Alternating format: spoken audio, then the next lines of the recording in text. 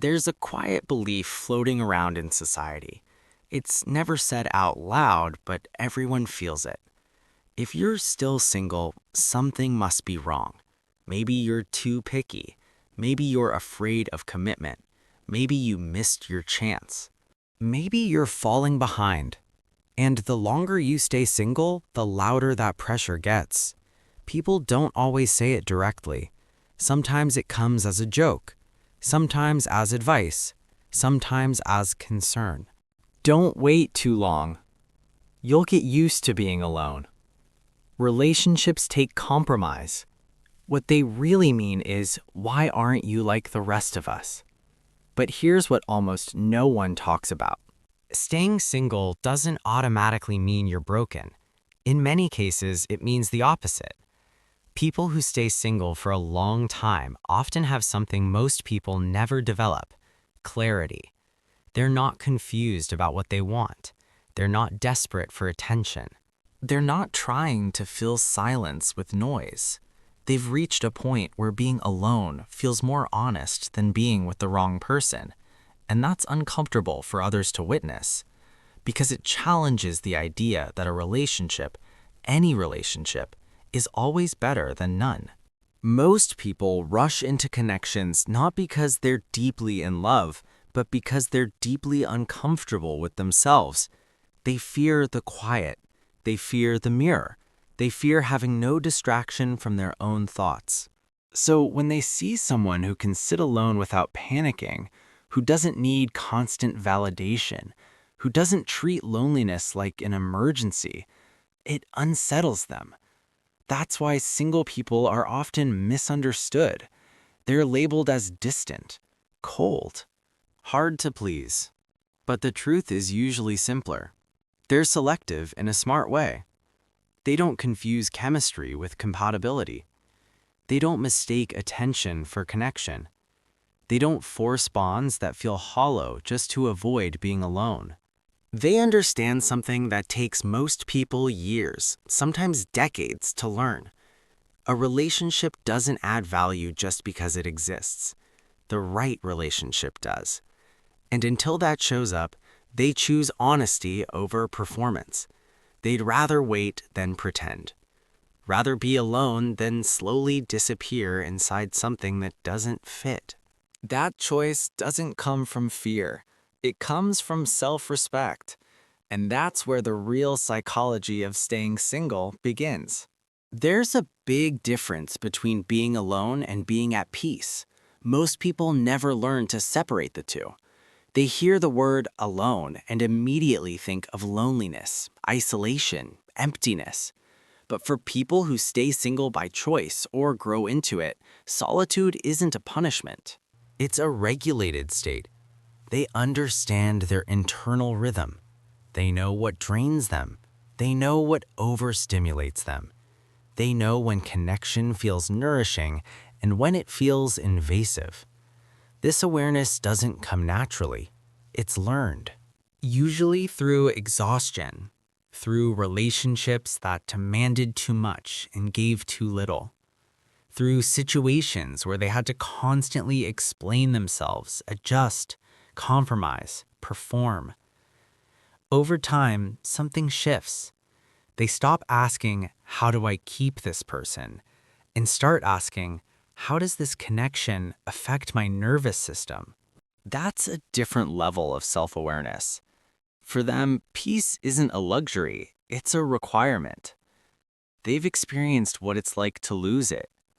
They know how quickly constant messaging, emotional unpredictability, jealousy, or unspoken expectations can quietly erode their sense of stability.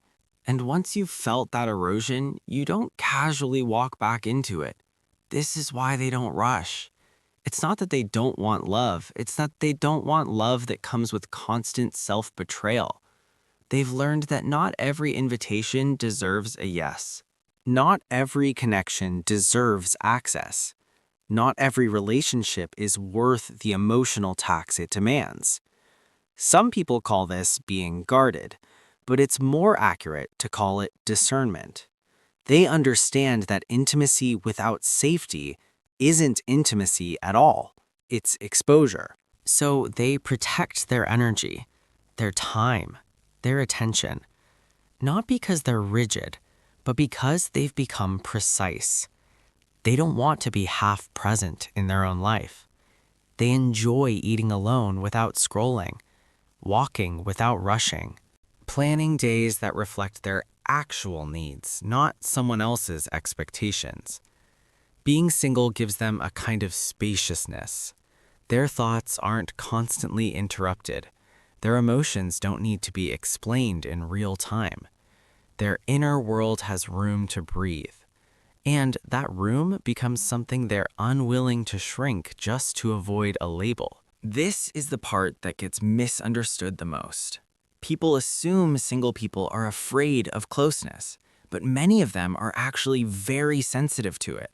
They know how deeply they bond, how much they give once they let someone in. And because of that, they don't open the door casually. They wait for a connection that feels calm, not chaotic. Clear, not confusing. Mutual, not draining. They're not avoiding relationships. They're avoiding losing themselves inside the wrong one.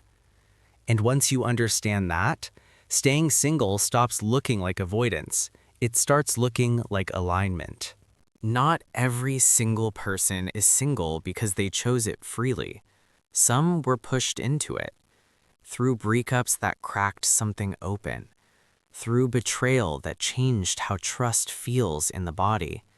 Through relationships that ended not with closure, but with confusion. When someone goes through that, they don't come out the same.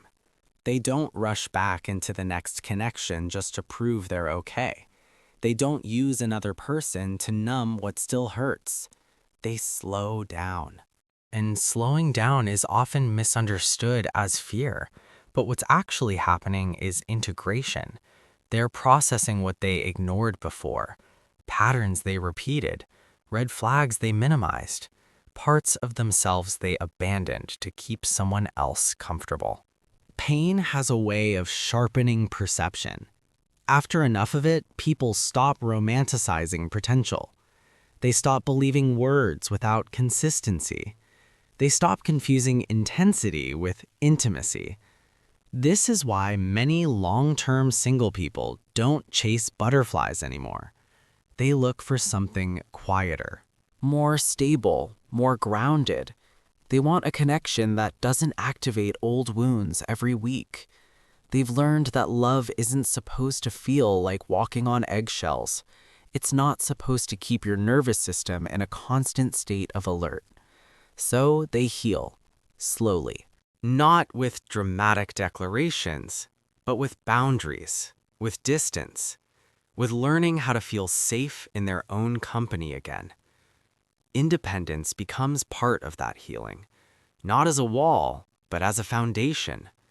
They learn how to handle their own emotions instead of outsourcing regulation, how to meet their own needs instead of demanding someone else fix them, how to enjoy their life without needing a witness for it to feel valid. This changes how they approach relationships forever. They're no longer looking for someone to complete them. They're looking for someone who complements a life that already works. That's why they're careful. They don't open up quickly, but when they do, it's real. They don't fall easily, but when they fall, they stay. Their standards aren't fantasies. They're built from experience. They've seen what doesn't work in their own life, in their friends' relationships, in their families. They've watched love turn into control, attention turn into obligation, closeness turn into loneliness. And instead of repeating the same story, they choose patience. They focus on growth instead of distraction, depth instead of noise, stability instead of chaos. From the outside, it might look like distance, but from the inside, it's self-protection, earned, not fearful. They're not closed off, they're calibrated. And that calibration is what allows them to love deeply without losing themselves when the right connection finally arrives. Here's something people rarely admit out loud. A lot of single people are genuinely happy, not the loud, performative kind of happy that needs to be posted or proven, but a quiet, grounded kind. They enjoy eating alone without feeling watched, traveling without negotiating every decision, structuring their days around what actually matters to them. Being single gives them ownership over their time, their energy, their priorities. They don't have to constantly adjust their pace to match someone else's emotional rhythm. This is why it's not loneliness, it's freedom. They're not chasing temporary attention. They're not interested in moments that feel exciting at night but empty the next morning. People who stay single long-term usually think long-term. They ask different questions, not how does this feel right now, but how does this shape my life over time? They understand that attention is easy to get. Connection isn't. They want depth, consistency, emotional safety. And until that shows up, they're willing to choose nothing over choosing wrong. That choice doesn't come from arrogance. It comes from clarity. Their standards aren't built on fantasy or social media expectations. They're built on lived experience. They've seen what jealousy does to trust, what control does to intimacy, what emotional neglect does to self-worth. They've watched relationships exist only to avoid being alone, and how empty those relationships become. So instead of repeating the same pattern, they step out of it. They focus on building themselves, studying, working, healing, growing. What emotional neglect does to self-worth.